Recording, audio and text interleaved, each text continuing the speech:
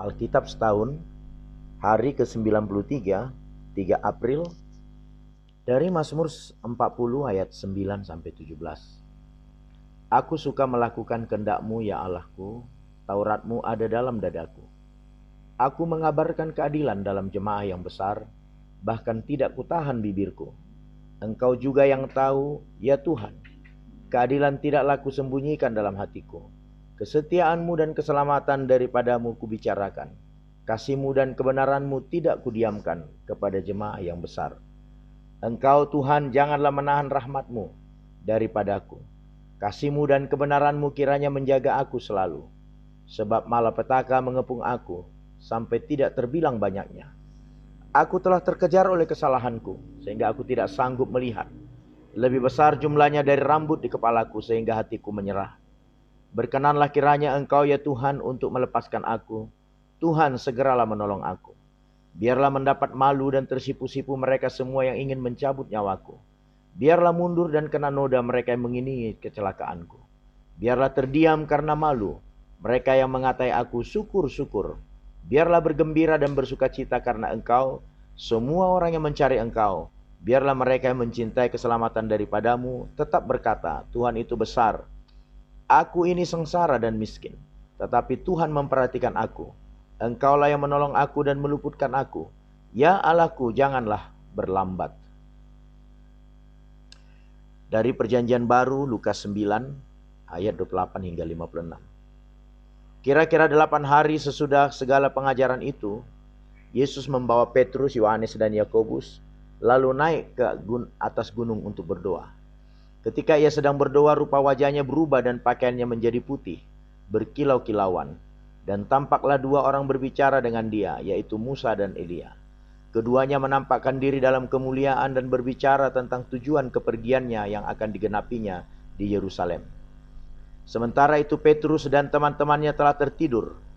Dan ketika mereka terbangun, mereka melihat Yesus dalam kemuliaannya. Dan kedua orang yang berdiri dekatnya itu. Dan ketika kedua orang itu hendak meninggalkan Yesus, Petrus berkata kepadanya, Guru, betapa bahagianya kami berada di tempat ini. Baiklah kami dirikan sekarang 3 kemah, 1 untuk engkau, 1 untuk Musa, dan 1 untuk Elia. Tetapi Petrus tidak tahu apa yang dikatakannya itu. Sementara ia berkata demikian, datanglah awan menaungi mereka, dan ketika mereka masuk ke dalam awan itu, takutlah mereka, maka terdengarlah suara dari dalam awan itu, yang berkata, inilah anakku yang kupilih, dengarkanlah dia.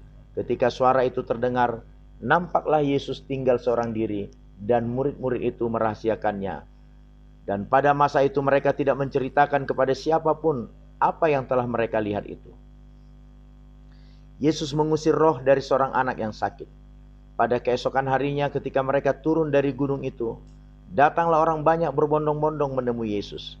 Seorang dari orang banyak itu berseru, katanya, Guru, aku memohon supaya engkau menengok anakku, sebab ia adalah satu-satunya anakku. Sewaktu-waktu ia diserang roh, lalu mendadak ia berteriak dan roh itu menggoncang-goncangkannya, sehingga mulutnya berbusa. Roh itu terus saja menyiksa dia dan hampir-hampir tidak mau meninggalkannya. Dan aku telah meminta kepada murid-muridmu, supaya mereka mengusir roh itu. Tetapi mereka tidak dapat. Maka kata Yesus, hai kamu angkatan yang tidak percaya dan yang sesat, berapa lama lagi aku harus tinggal di antara kamu dan sabar terhadap kamu? Bawa anakmu itu kemari. Dan ketika anak itu mendekati Yesus, setan itu membantingkannya ke tanah dan menggoncang-goncangnya. Tetapi Yesus menegur roh jahat itu dengan keras dan menyembuhkan anak itu, lalu mengembalikannya kepada ayahnya.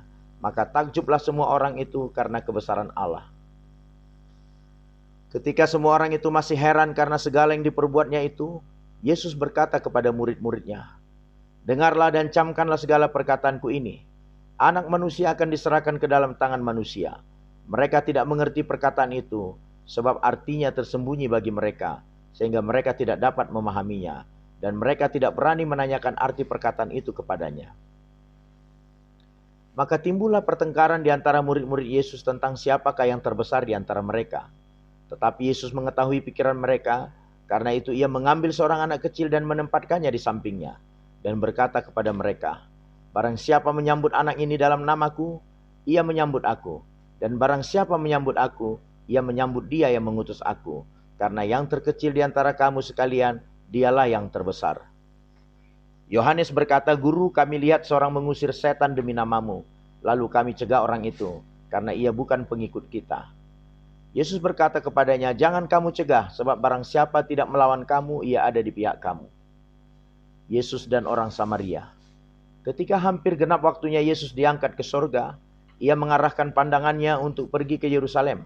Dan ia mengirim beberapa utusan mendahului dia.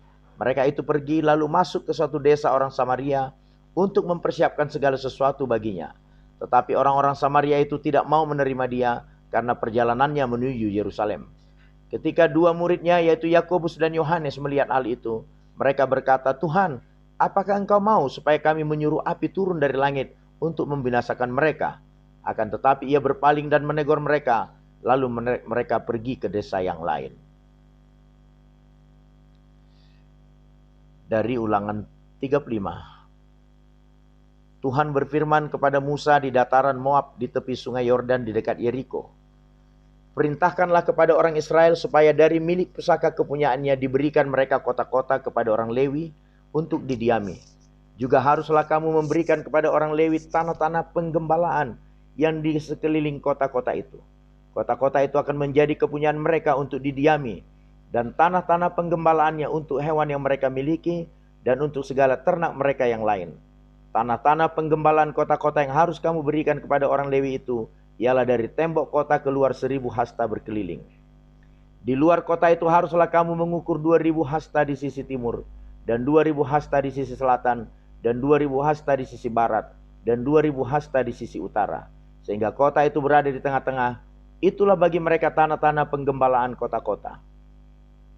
Mengenai kota-kota yang harus kamu berikan kepada orang Lewi itu, ialah 6 kota perlindungan yang harus kamu berikan, supaya orang pembunuh dapat melarikan diri ke sana. Di samping itu haruslah kamu memberikan 42 kota. Segala kota yang harus kamu berikan kepada orang Lewi itu berjumlah 48 kota, semuanya dengan tanah-tanah penggembalaannya. Mengenai kota-kota yang akan kamu berikan dari tanah milik orang Israel, dari suku yang banyak jumlahnya, haruslah kamu ambil banyak. Dan dari suku yang sedikit jumlahnya, haruslah kamu ambil sedikit. Setiap suku harus memberikan dari kota-kotanya kepada orang Lewi sekadar milik pusaka yang dibagikan kepadanya. Tuhan berfirman kepada Musa, "Berbicaralah kepada orang Israel dan katakanlah kepada mereka, apabila kamu menyeberang sungai Yordan ke tanah Kanaan, maka haruslah kamu memilih kota yang menjadi kota-kota perlindungan bagimu, supaya orang pembunuh yang telah membunuh seseorang dengan tidak sengaja dapat melarikan diri ke sana. Kota-kota itu akan menjadi tempat perlindungan bagimu terhadap penuntut balas, supaya pembunuh jangan mati sebelum ia dihadapkan kepada rapat umat untuk diadili. Dan kota-kota yang kamu tentukan itu haruslah 6 buah kota perlindungan bagimu. 3 kota harus kamu tentukan di seberang sungai Yordan sini, dan 3 kota harus kamu tentukan di tanah Kanaan, semuanya kota-kota perlindungan. Ke-6 kota itu haruslah menjadi tempat perlindungan bagi orang Israel dan bagi orang asing dan pendatang di tengah-tengahmu, supaya setiap orang yang telah membunuh seseorang dengan tidak sengaja dapat melarikan diri ke sana.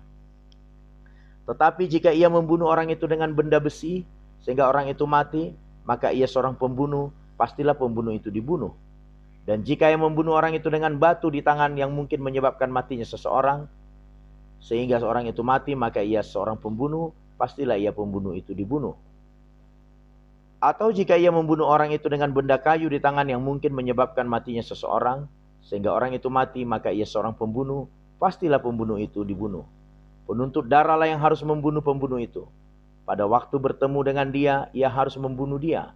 Juga jika ia menumbuk orang itu karena benci atau melempar dia dengan sengaja, sehingga orang itu mati, atau jika ia memukul dia dengan tangannya karena perasaan permusuhan, sehingga orang itu mati, maka pastilah si pemukul itu dibunuh. Ia seorang pembunuh. Penuntut darah harus membunuh pembunuh itu pada waktu bertemu dengan dia. Tetapi jika ia sekonyong-konyong menumbuk orang itu dengan tidak ada perasaan permusuhan, atau dengan tidak sengaja melemparkan sesuatu benda kepadanya, atau dengan kurang ingat menjatuhkan kepada orang itu sesuatu batu yang mungkin menyebabkan matinya seseorang, sehingga orang itu mati, sedangkan dia tidak merasa bermusuh dengan orang itu dan juga tidak mengikhtiarkan celakanya, maka haruslah rapat umat mengadili antara orang yang membunuh itu dan penuntut darah menurut hukum-hukum ini. Dan haruslah rapat umat membebaskan pembunuh dari tangan penuntut darah. Dan haruslah rapat umat mengembalikan dia ke kota perlindungan, ke tempat ia telah melarikan diri. Disitulah ia harus tinggal sampai matinya imam besar yang telah diurapi dengan minyak yang kudus. Tetapi jika terjadi bahwa pembunuh itu keluar dari batas kota perlindungan tempat ia melarikan diri, dan penuntut darah mendapat dia di luar batas kota perlindungannya, dan penuntut darah membunuh pembunuh itu, maka tidaklah ia berhutang darah. Sebab pembunuh itu wajib tinggal di kota perlindungan sampai matinya imam besar. Tetapi sesudah matinya imam besar, bolehlah pembunuh itu kembali ke tanah kepunyaannya sendiri. Itulah semuanya yang harus menjadi ketetapan hukum bagimu turun-temurun di segala tempat kediamanmu. Setiap orang yang telah membunuh seseorang haruslah dibunuh sebagai pembunuh, menurut keterangan saksi-saksi. Tetapi kalau hanya satu orang saksi saja tidak cukup untuk memberi keterangan terhadap seseorang dalam perkara hukuman mati. Janganlah kamu menerima uang tebusan, karena nyawa seorang pembunuh yang kesalahannya setimpal dengan hukuman mati, tetapi pastilah ia dibunuh. Juga janganlah kamu menerima uang tebusan karena seseorang yang telah melarikan diri ke kota perlindungannya, supaya ia boleh kembali untuk diam di tanahnya sebelum matinya imam besar. Jadi janganlah kamu mencemarkan negeri tempat tinggalmu, sebab darah itulah yang mencemarkan negeri itu. Maka bagi negeri itu tidak dapat diadakan pendamaian oleh karena darah yang tertumpah di sana, kecuali dengan darah orang yang telah menumpahkannya. Maka janganlah najiskan negeri tempat kedudukanmu yang di tengah-tengahnya aku diam, sebab aku Tuhan diam di tengah-tengah orang Israel. Bilangan 36. Mendekatlah kepala-kepala puak dari kaum Bani Gilead bin Makir bin Manasye, salah satu dari kaum-kaum keturunan Yusuf, dan berbicara di depan Musa dan pemimpin-pemimpin, kepala-kepala suku orang Israel. Kata mereka, Tuhan telah memerintahkan tuanku untuk memberikan tanah itu kepada orang Israel sebagai milik pusaka dengan membuang undi. Dan oleh Tuhan telah diperintahkan kepada tuanku untuk memberikan milik pusaka Zelafehan, saudara kami, kepada anak-anaknya yang perempuan. Tetapi seandainya mereka kawin dengan salah seorang anak laki-laki dari suku lain di antara orang Israel, maka milik pusaka perempuan itu akan dikurangkan dari milik pusaka bapak-bapak kami, dan akan ditambahkan kepada milik pusaka suku yang akan dimasukinya. Jadi akan dikurangkan dari milik pusaka yang diundikan kepada kami. Maka apabila tiba tahun Yobel bagi orang Israel, milik pusaka perempuan itu akan ditambahkan kepada milik pusaka suku yang akan dimasukinya, dan akan dikurangkan dari milik pusaka suku nenek moyang kami. Lalu Musa memerintahkan kepada orang Israel sesuai dengan titah Tuhan. Perkataan suku keturunan Yusuf itu benar. Inilah firman yang diperintahkan Tuhan mengenai anak-anak perempuan Zelafehat. Bunyinya, mereka boleh kawin dengan siapa saja yang suka kepada mereka, asal mereka kawin di lingkungan salah satu kaum dari suku ayah mereka. Sebab milik pusaka orang Israel tidak boleh beralih dari suku ke suku, tetapi orang Israel haruslah masing-masing memegang milik pusaka suku nenek moyangnya.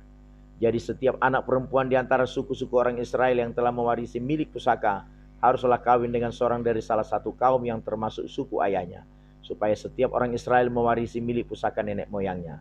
Sebab milik pusaka itu tidak boleh beralih dari suku ke suku, tetapi suku-suku orang Israel haruslah masing-masing memegang milik pusakanya sendiri. Seperti yang diperintahkan Tuhan kepada Musa, demikianlah diperbuat anak-anak perempuan Zelafehat. Maka Mahlah, Tirzat, Hogla, Milka, dan Noah, anak-anak perempuan Zelafehat, kawin dengan anak laki-laki dari pihak saudara-saudara ayah mereka. Mereka kawin dengan laki-laki dari kaum-kaum Bani Manasye bin Yusuf, sehingga milik pusaka mereka tetap tinggal pada suku kaum ayahnya. Itulah perintah dan peraturan yang diperintahkan Tuhan kepada orang Israel dengan perantaran Musa di dataran Moab di tepi sungai Yordan dekat Yeriko. Amin.